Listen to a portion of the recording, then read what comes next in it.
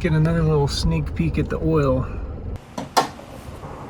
I don't know if you can see it, but like others have said, this period's not important. The break-in, it might still use some oil, but put it face down right here. Boom.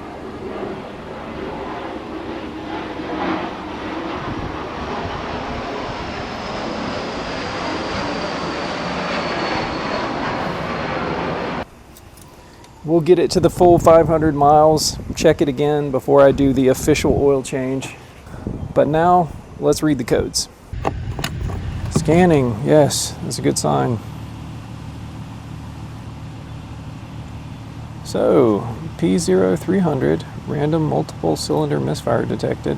That was probably the first time I tried to start. Well, catalyst system efficiency below threshold, bank 1, and EVAP system incorrect purge flow. Let's clear everything. Let's start it. You can see check engine light is not on at the moment. See how long it takes to come back up, and then we'll check the codes again to see if we get rid of that misfire. I think that misfire was when we were initially starting the engine and I had the timing wrong. I can't remember if I detached the battery the second time. I think I did, so that bothers me a little bit.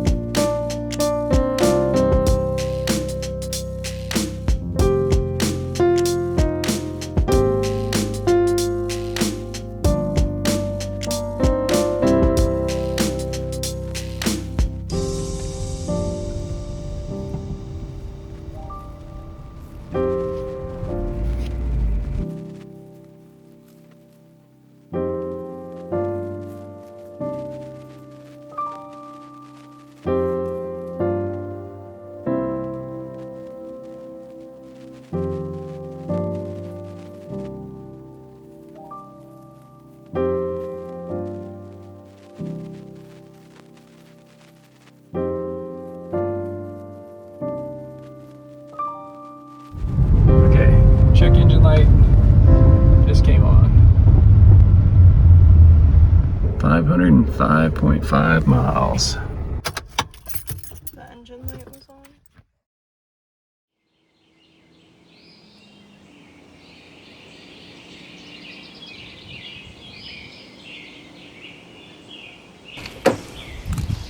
Alright, let's check the oil. Over 500 miles on it. So today we'll do the break-in oil change. Looks like we're still at the top dot. Wipe it, pull it, do the paper towel. Yeah, I can see the oil at the top dot. You might not be able to, but 1, 2, 3 down. Yep, flip it over, line it up, boom.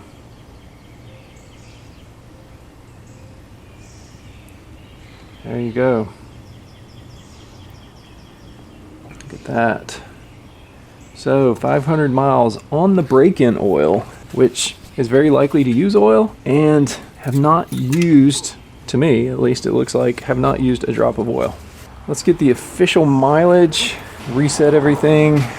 Well, I'm not going to reset it yet until I actually change the oil because I don't want to mess anything up. Before we do all that though, let's go ahead and check the code since it did set new codes last night.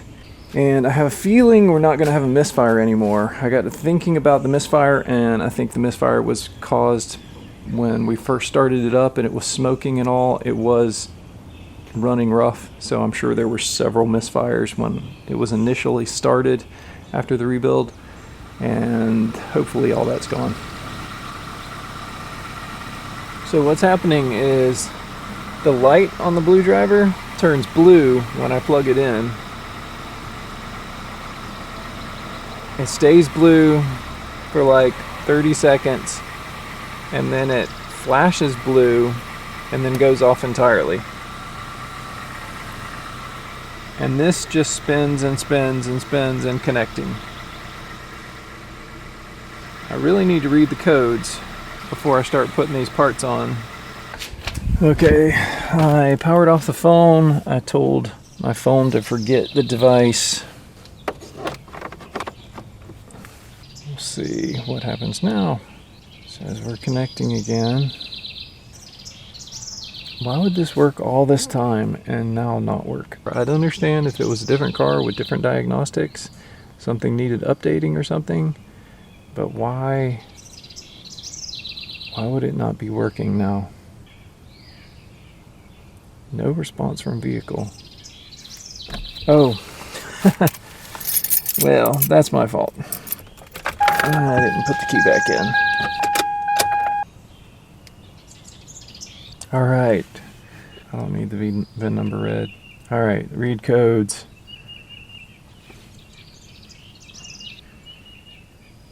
The only code we have right now is the catalyst system efficiency below threshold bank 1.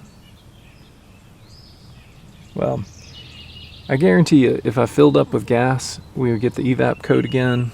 It's probably just not causing an issue right now, but just a little background on that. If you haven't seen the older videos where I've actually mentioned the EVAP issue, every time I pump gas, as soon as I'm done pumping, I start the engine wants to stall. It revs up and goes down to almost to stall, revs up, goes down to almost to stall. And if you have an EVAP code and that's happening, that's usually your purge valve, and it did say purge, on the codes originally. And what the purge valve does is it allows fuel vapors to come from your charcoal canister into your engine to be burned up, and the valve basically opens and closes it the best time. So obviously when you just fill up the car with fuel and it's a full tank and you got fuel sloshing around, you want that to be closed because those fuel vapors would all of a sudden rush into the intake port and cause it to be rich, which would cause your RPM to drop. And then the car would try to compensate for it, and your revs would go up and down, basically rich lean, or whatever. So most likely the purge valve on this car is stuck open all the time. There's a way to test that, so we'll test it right now. And if it's stuck open, it should be closed when we first start the engine. And if it's not closed when we first start the engine, we'll know there's a problem and it needs to be replaced. So, right here, we have the purge valve. And this line right here runs back to the charcoal canister. And this line right here goes under here and goes into the throttle body, or the intake manifold. Here's the throttle body, intake manifold. So to see if this is working, we're going to remove this line right here, and we're going to put our finger over the inlet and see if it's sucking vacuum. So clamp. That's a gentle twist.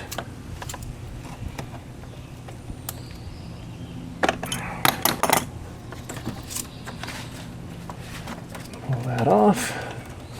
Now I'm going to crank the engine, and I'm going to put my finger right here and see if vacuum is being pulled in that inlet right there. There should not be vacuum on this inlet until the car's been running for a while.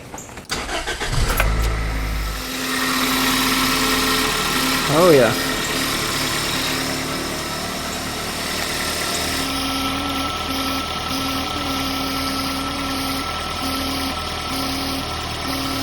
So that's definitely the problem. So that means when we fill up with gas, since that's stuck open, it is letting too much fuel vapor come into the engine and is causing it to run rich and then compensate and go up and down on the idle. So let's go ahead and replace that. But first I gotta figure out which box it's in.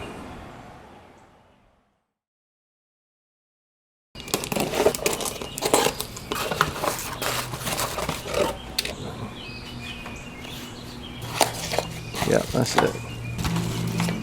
Comes with a new bolt.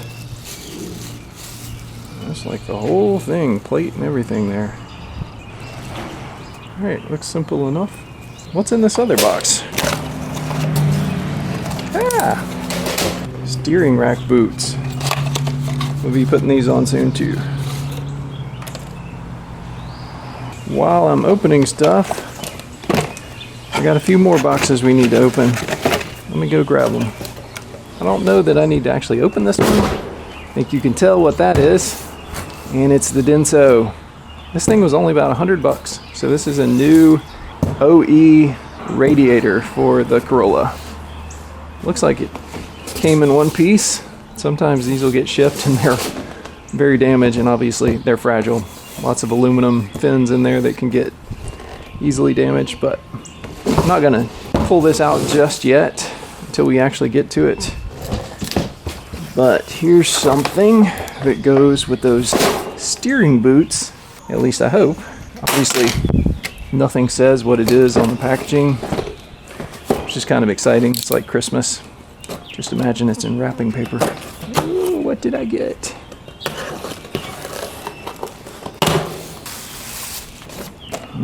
Beck Arnley. So when I go aftermarket, I usually go Beck Arnley if that's an option, because a lot of times they are made in Japan, and this one is made in Japan. So it could be the original manufacturer, just rebranded as Beck Arnley. Tie rod in. So, got two of those. One has a little older packaging. Made in Japan. And these should be the inner tie rod ends. This is made in Taiwan. Oh well. Second best place to be made, I guess. Oh yeah. That looks pretty nice. Comes with grease. Put in the ball there after you put it together. New washer. Okay. Looks like this isn't even mounted to anything. I don't know what this was mounted to originally. Let's look at the new one. Yeah, so I had this plate that is obviously missing. I don't know if it's just glued to it or welded. So there should be a plate around here somewhere with nothing on it, screwed to something. So it was supposed to go right down here. So we'll remove that bolt right there, take this off, and just mount the new one in its place. Looks like a 10mm.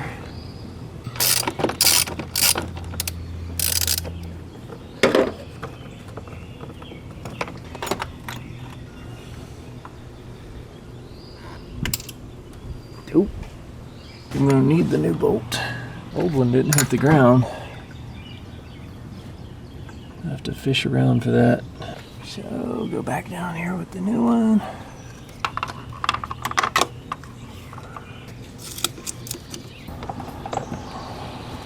Probably tight enough. So I've left most of the stuff hooked up on this old one, specifically so I got everything in the right place. So the charcoal canister tube goes in the top. The intake manifold hose goes in the bottom here. Oh. And electrical connection is obvious.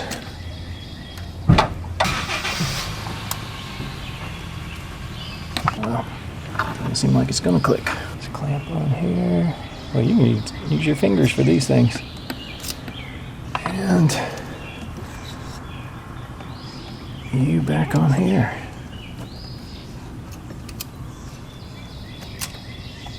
Like that. And I'll hook you back up.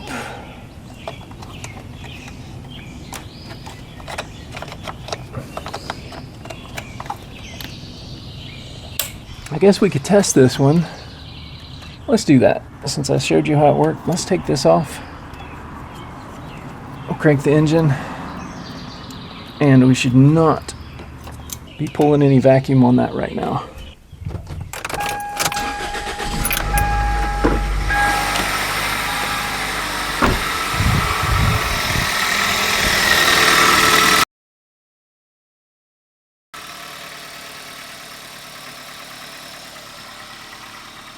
Nope. No vacuum.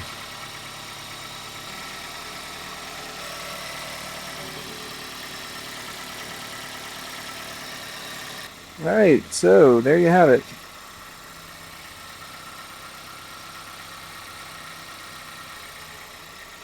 All right, the engine's warmed up. Let's change the oil.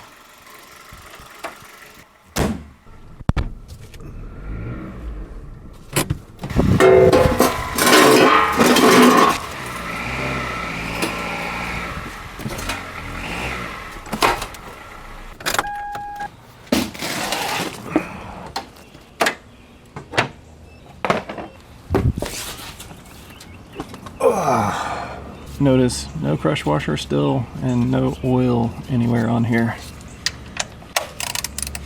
Now that doesn't mean do this with yours. I just apparently have a very sweet setup where this makes a good seal. So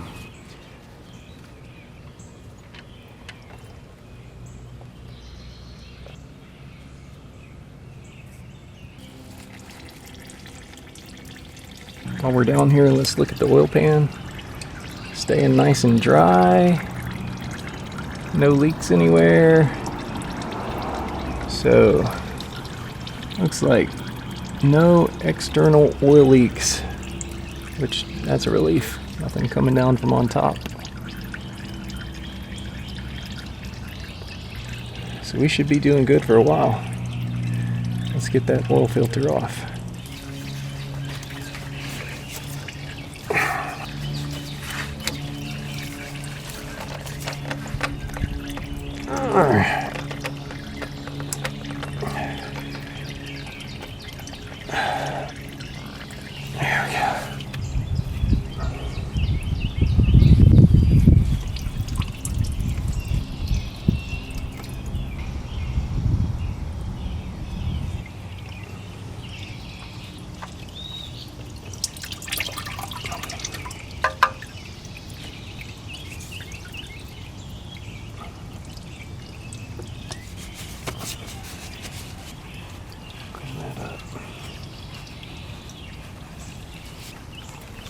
I actually found that I did not need to go to Costco to get new oil. I found a whole jug in the basement, unopened. The SuperTech oil filter, and I will put oil in it ahead of time. I know y'all like that.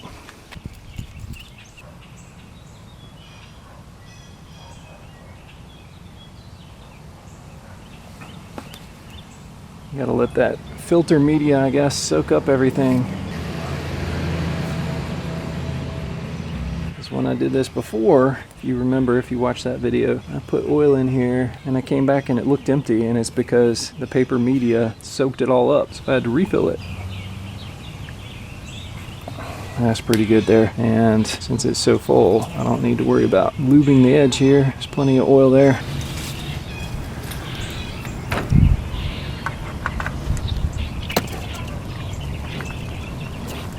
Since that's not completely level, so that oil does run out. It makes a mess.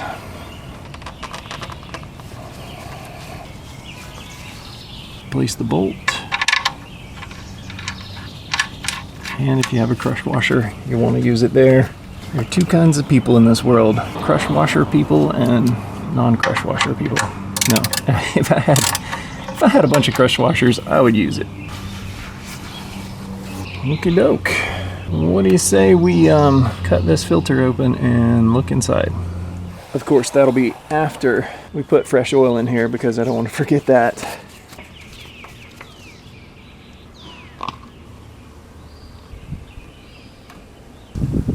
Just going to start with about 3 quarts. A little more than 3 quarts.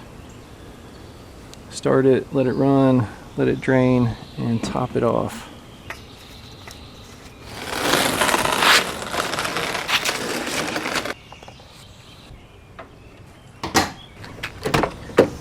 Check and reset the mileage.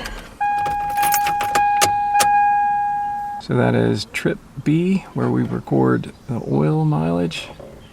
Reset that. That is the actual mileage right there. And that's the gas.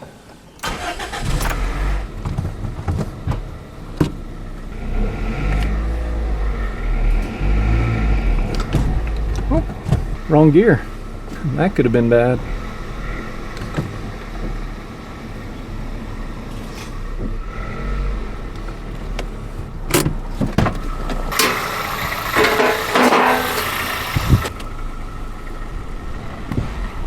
We're at our level spot where we always check the oil. Let's just see how we're doing. Well, we're about 1/8 of an inch from the bottom. We need probably almost a quart more.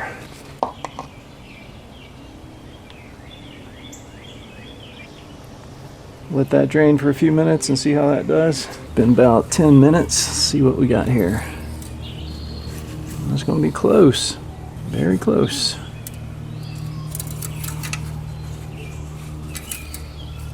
Wow, I don't know that we're going to get any closer than that. Of course, you're not going to be able to see it because the oil is so clear. Let's take you out in the light, see if we can get something. I'm going to run back and re-dip it so we get a fresh read. All right.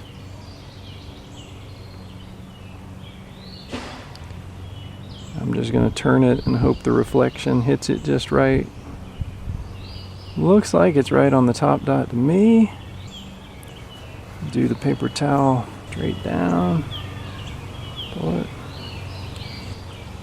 Go back up, flip it. If I can. Pull it. Yeah, I think we are looking at right on the dot. We ended up putting in a little less than 4 quarts.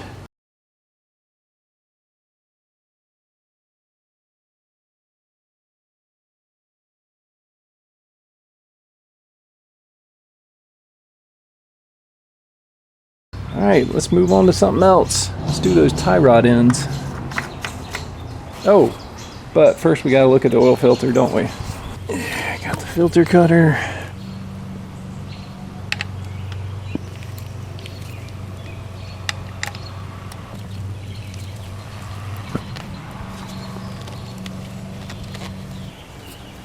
Oh, there we go.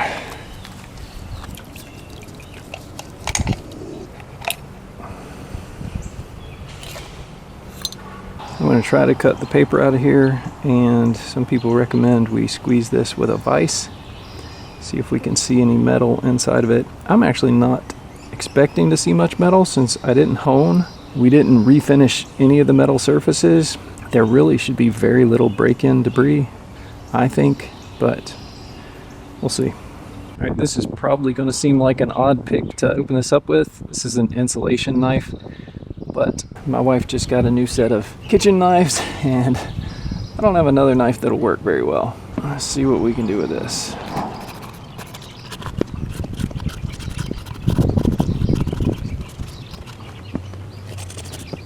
I'm not going to get very much media out of this. This thing is so tiny.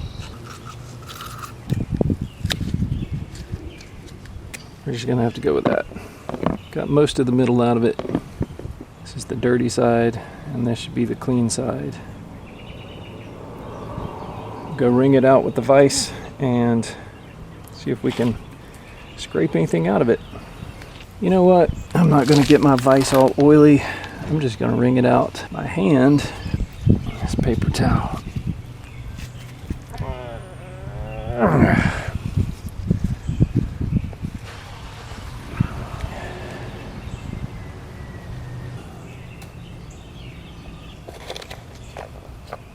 You see some dirt in there.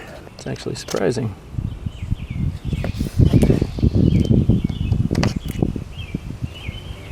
Let's look at this other side. Yeah, definitely the clean side. Definitely got some carbon this side. I don't know if you can see that. Couple of little shiny flakes in there. Couple of shiny flakes right there.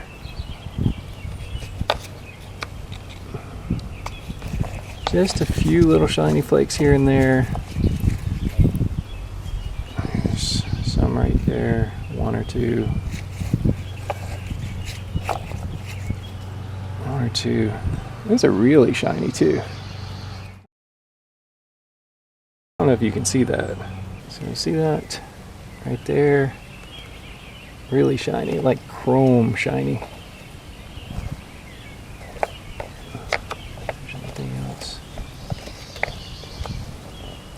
See that? See those shiny bits in there? Right there. I'm not exactly sure what metal we're looking for, but moving on. And that's it for today. I'm sorry it took so long to get this one out. I actually just switched over to a new video editing software when making this video, and there was a huge learning curve to it. For every hour I spent editing, I probably spent 2 hours watching tutorials. Anyway, I probably have footage for at least 4 more Corolla videos, if not more than that. So I hope y'all stick around for those. As always, thank you for watching. Please comment below, and I hope to see y'all in the next one.